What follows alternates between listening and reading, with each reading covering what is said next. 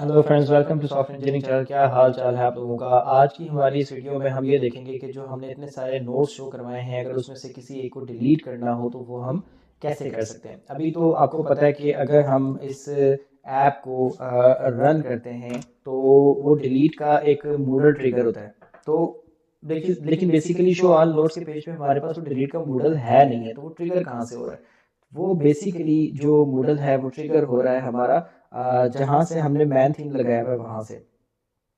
तो मैं आपको दिखा भी देता हूँ एक दफ़ा इसको ट्रिगर करके मैं किस मॉडल की बात कर रहा हूँ, और उसके बाद फिर उस मॉडल को हम वहाँ से कॉपी करके यहाँ पे लेके आएंगे और यहाँ पेस्ट करके उसके बाद काम करना शुरू करेंगे, क्योंकि हमने डिलीट को यहाँ से चलाना है तो उसके अंदर जो फंक्शंस वगैरह कॉल करने हैं वो इस कंपोनेंट से करने हैं, तो मॉडल भी यहीं पे हो तो बेहतर है। तो रन मैंने इसको कर दिया है और ये ऐप जैसे ही यहाँ पे रन होती है मैं आपको दिखाता हूँ, ये लोड हो रही है।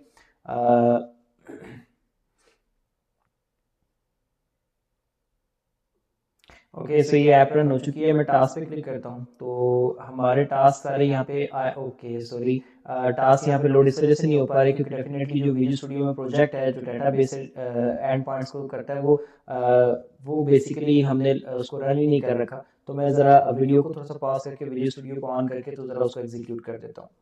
ओके ओके जी, जी, so so video video pause pause करके करके मैंने मैंने अपनी अपनी ऐप ऐप रन रन कर कर ली ली है है और और डिलीट डिलीट के के बटन बटन पे पे जो जो मूडल मूडल चल चल रहा रहा है है मैं मैं इसकी इसकी बात बात कर कर रहा रहा हूँ। हूँ। अब अब देखें, देखें ये जो मूडल चल रहा है ये यहाँ पर कंपोनेंट पे नहीं है, शो ऑल नोट्स के अंदर कहीं पे भी नहीं है, तो इसको हमें यहाँ ला के रखना है बेसिकली, ताकि हम इसके अंदर कुछ फंक्शंस की इम्प्लीमेंटेशंस कर सकें। तो अब मैं इसको करता हूँ बंद और अब मैं चला जाता हूँ कि कहाँ पर होगा। सबसे पहले तो हमें ये याद करना पड़ेगा। देखें, index.html में जाते हैं तो इंडेक्स में तो हमने नहीं रखा था। इसके बाद हमने दूसरा काम app.html में किया था। तो यहाँ पर ये देखें, डिलीट कन्फर्मेशन मॉड्यूल ये पड़ा हुआ। तो इसको हम यहाँ से कंट्रोल एक्स कर देते हैं, यानी कि यहाँ से खत्म कर देते हैं और यहाँ आके हम इसको पेस्ट कर देते हैं। अब इसके बाद अब हम क्या चाहते हैं कि जब हम इस डिलीट के बटन को दबाएं तो इसके बटन के प्रेस होने पे एक फंक्शन रन होना चाहिए, और वो जो फंक्शन रन होगा वो क्या करेगा कि वो पर्टिकुलर रिकॉर्ड जिसके आगे से डिलीट का बटन प्रेस हुआ है उस पर्टिकुलर रिकॉर्ड की आईडी उठाकर यहाँ पे मौजूद किसी वेरिएबल के अंदर रखवा देगा। तो उसके लिए सबसे पहले तो मैं यहाँ पर एक वेरिएबल बनाता हूँ, ID of note, ID of note के नाम से। और इसकी जो डाटा टाइप है ये हम नंबर कर लेते हैं और इसके अंदर फिल वक्त हम जीरो डाल देते हैं, आईडी ऑफ नोट के नाम से। अब यहाँ पर जाकर मैं एक फंक्शन और बनाने जा रहा हूँ, ठीक हो गया। और get record ID, get record ID, और इसकी जो डाटा टाइप है ये तो हम void ही रखेंगे और इसके अंदर आ जाते हैं हम। और यहाँ जाकर अब मैं क्या करता हूँ, वो जो आईडी है उसको भी हम यहाँ पे लेने के लिए एक इसमें एक पैरामीटर पास कर लेते हैं। अब वो जो आईडी हमें मिलेगी वो आईडी हम लेके क्या करेंगे, this dot ID of note is equal to ID. हमने क्या किया कि वो लेकर इस आईडी ऑफ नोट को दे दिया। अब यहाँ से आगे हमने क्या करना है, गेट रिकॉर्ड आईडी को हमने कहाँ पे कॉल कर देना है, ये जो हमारा डिलीट का बटन है इसके क्लिक के ऊपर। तो यहाँ जाकर मैं इसको क्लिक पे कॉल करता हूँ और गेट रिकॉर्ड आईडी को कॉल करता हूँ। और उसके बाद यहाँ जाकर जो हमारा आइटम है उसकी जो आईडी है वो हम यहाँ से इसको पास कर देते हैं। ले जी, अब इसके ऊपर जैसे डिलीट पे क्लिक करेंगे तो बाकी काम तो मॉड्यूल तो लोड होगा, लेकिन उस पर्टिकुलर रिकॉर्ड जहाँ से डिलीट पे क्लिक किया गया उसकी आईडी भी हमारे पास यहाँ पर आ जाएगी। अब इस आईडी का क्या करना है, डेफिनेटली इस आईडी से ही तो डाटा हमारा डिलीट होगा। अब इसको डिलीट करने के लिए हमने यहाँ पर हमने बनाना है डिलीट नोड, और इसके अंदर अब हम कुछ भी नहीं ले रहे। एक डिलीट नोट के नाम से हमने एक फंक्शन बना दिया और अब ये क्या करेगा कि ये हमारे समझ लें कि एक एंड पॉइंट जिसके ऊपर से डाटा डिलीट होता है उसको कॉल करेगा। तो वो कहाँ पर है वो एंड पॉइंट। अब हमें उस एंड पॉइंट के लिए यहाँ पे लोकल होस्ट, और लोकल होस्ट के बाद 7 समथिंग था हमारा, हाँ जी, ये 7247 इस पे जाना पड़ेगा। और इस पे जाकर आई थिंक सो कि मैं गलत पोर्ट नंबर पे जा रहा हूँ। मैं ज़रा अपनी कंसोल ओपन कर लेता हूँ और इसके अंदर ऊपर टॉप पे जब रन किया है तो 7180 है बेसिकली। तो इसको ओपन कर लेते हैं। 7180 पे जाना है, इसके आगे फॉरवर्ड स्लैश स्केलर v1 पे चले जाना है ताकि हम एंड पॉइंट्स को देख सकें और हम उस एंड पॉइंट के ऊपर से भी डाटा उठाएंगे। ये लोड हो रहा है।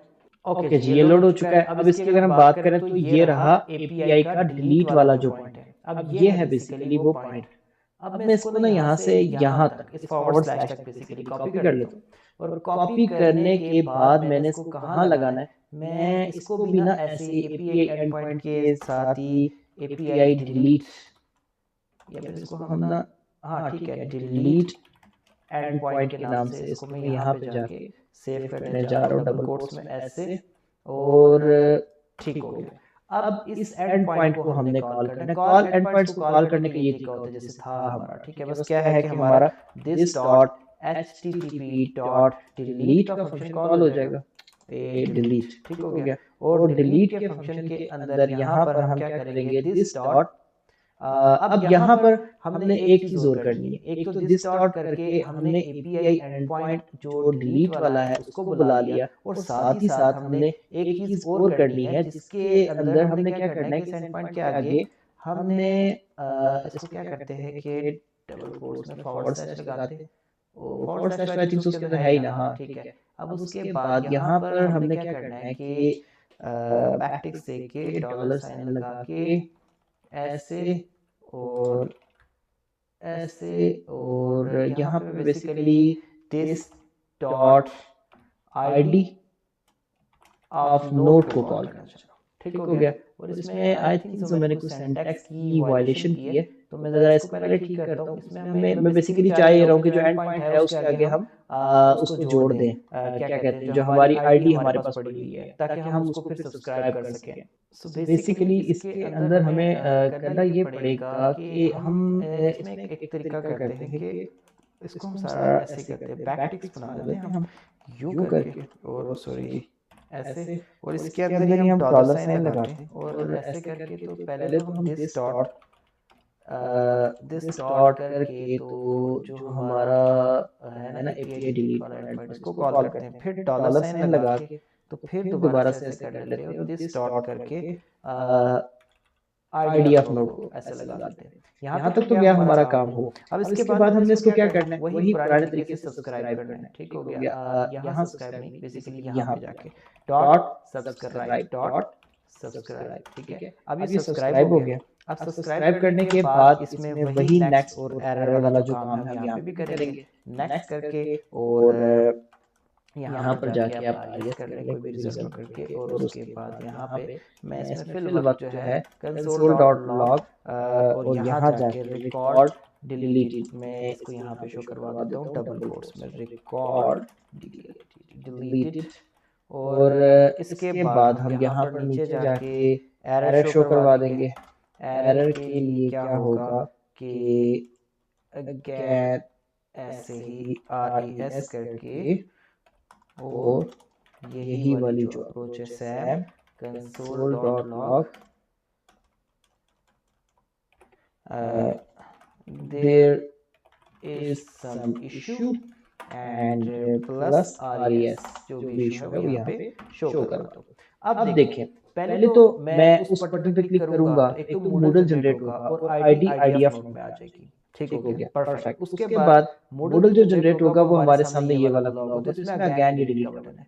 अब इस डिलीट के बटन के क्लिक के ऊपर मैं क्या करता हूँ, मैं यहाँ पे डिलीट वाला जो फंक्शन है वो कॉल कर देता हूँ। अब होगा क्या कि डिलीट नोड का फंक्शन इसके ऊपर क्लिक होकर चलेगा और जो आईडी पड़ी हुई होगी उस आईडी का डाटा के वो उड़ा देगा। तो मेरी अप्रोच सारी की सारी ये थी। अब मैं जरा जाता हूँ इधर, और इधर जाकर तो कोई भी एक जैसे रिकॉर्ड नंबर 12 इसको डिलीट करने की कोशिश करते हैं, इंस्पेक्ट में जाकर एक तरफ कंसोल भी खोल लेते हैं ताकि हमें दिखता रहे कि हम कहाँ पे खड़े हुए, ठीक हो गया। तो अब मैं यहाँ जाके ये 12 नंबर रिकॉर्ड पे डिलीट पे क्लिक किया है, तो आई होप सो कि जब मैंने डिलीट पे क्लिक किया तो आईडी पहले से ही कॉपी हो चुकी होगी। अब मैं इसको दोबारा से डिलीट का ऑपरेशन यहाँ से क्लिक कराता हूँ, तो ये देखें रिकॉर्ड डिलीटेड, परफेक्ट, जबरदस्त तरीके से। अब जो है हमारा जो रिकॉर्ड है वो डिलीट हो गया है।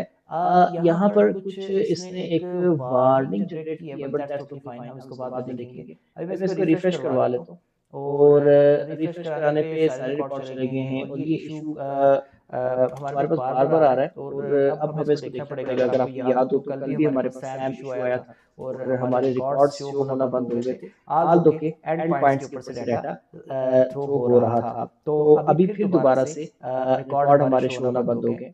अच्छा, मैंने इसको दोबारा से रिफ्रेश किया है, इसमें रेंडरिंग का इशू है, हम उसके बाद में देखेंगे। एनीवेज देखें, जो 12 नंबर रिकॉर्ड है वो हमारा डिलीट हो चुका है, जो कि हमने यहाँ पे सेव किया हुआ था। सो हमारा डिलीट जो है वो परफेक्टली काम कर रहा है। तो कोड डिलीट का जो है वो हमने देख लिया कि किस तरीके से काम करता है। रिकॉर्ड हम डाल के भी देख रहे हैं कि जब हम डालते रिकॉर्ड तो परफेक्टली डल भी रहा है, और उसके बाद जब हम उसको डिलीट कर रहे हैं तो डिलीट चल भी रहा है। और आप प्रॉपर फंक्शन में जा रहे हैं या नहीं, वो आपने जब लॉग्स लगाए होते हैं तो वहां से आपको पता चल ही रहा होता है साथ साथ। तो यहाँ पे हमने लॉग में उसको भी देख लिया था। तो देखें कितना आसान तरीके से हमने उसको डिलीट कर लिया। अब हम आगे जो नेक्स्ट हमारा टास्क है वो एडिट के ऊपर होगा, और हम कुछ एडिट पे क्लिक करके अभी हम यहाँ पे एक एम्प्टी फॉर्म पे आ जाते हैं। जबकि होना ये चाहिए कि जब हम एडिट पे क्लिक करें तो यहाँ पे जिस रिकॉर्ड पे हमने एडिट पे क्लिक किया है उसके ऊपर हम उस रिकॉर्ड को सारा यहाँ पे लेके आए हैं, और उसके बाद जब हम एडिट टास्क पे क्लिक करेंगे तो वापस वो टास्क जो है वो एडिट हो चुका होगा। सो इस चीज को हमने मेक श्योर करना है और देखना है कि किस तरीके से काम करेगा, बट ये आगे वाली